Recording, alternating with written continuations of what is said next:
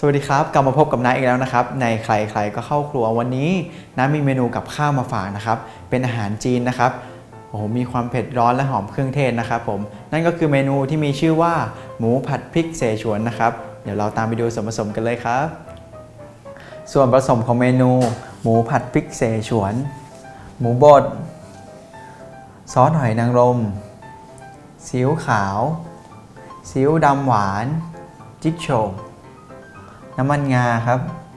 น้ำมันพืชน้ำมันพริกครับนี่เป็นซวงเจียนะครับเป็นเครื่องเทศสามารถหาซื้อได้ตามร้านขายเครื่องเทศหรือร้านขายยาจีนนะครับอันนี้เป็นพริกแห้งเม็ดใหญ่นะครับเอาไปทอดแล้วนะครับกระเทียมสับครับต้นหอมซอยส่วนผสมครบแล้วนะครับเดี๋ยวเราไปลงมือทำกันเลยครับ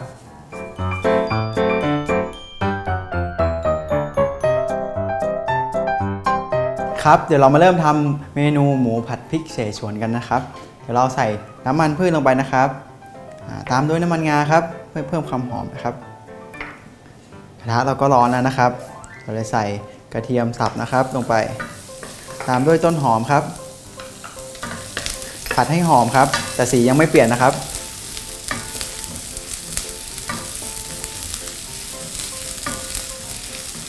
ครับกลิ่นก็หอมแล้วนะครับเดี๋ยวเราใส่ซวงเจียลงไปนะครับหรือว่าพริกหอมนะครับลงไปนะครับผัดให้มีกลิ่นหอมนะครับจากนั้นใส่หมูบดลงไปนะครับ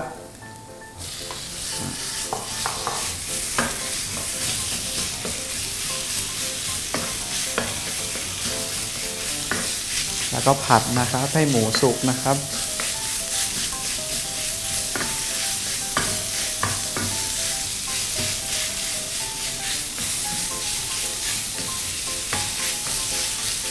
เราจะปรุงรสด้วยซอสหอยนางรมครับ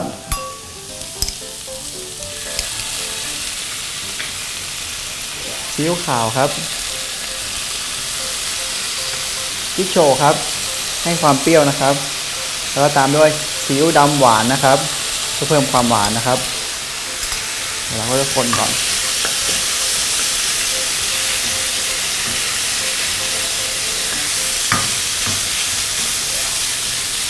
ซีอิ๊วดำนี้จะช่วยเรื่องสีด้วยนะครับสูตรนี้เลยไม่ต้องมีน้ำตาลนะครับมันจะมีซีอิ๊วดำหวานแล้วเนาะ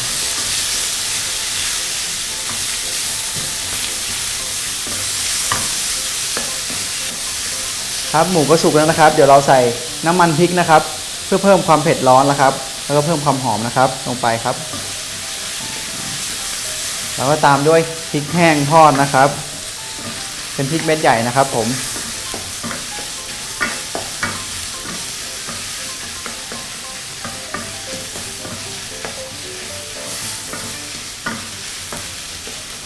ครับก็เสร็จแล้วนะครับเดี๋ยวเราไปจัดเสิร์ฟกันครับ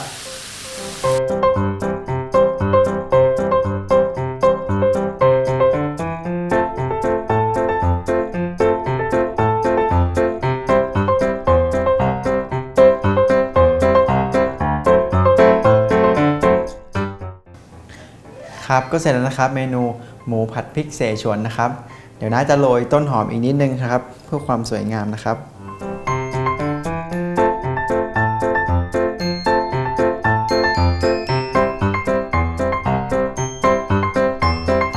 ครับสำหรับใครที่อยากทำตามนะครับสามารถเข้าไปดูอัตราส่วนอย่างละเอียดได้ที่เว็บไซต์ของเรา foodtravel.tv นะครับสำหรับวันนี้น่าลาไปก่อนครับสวัสดีครับ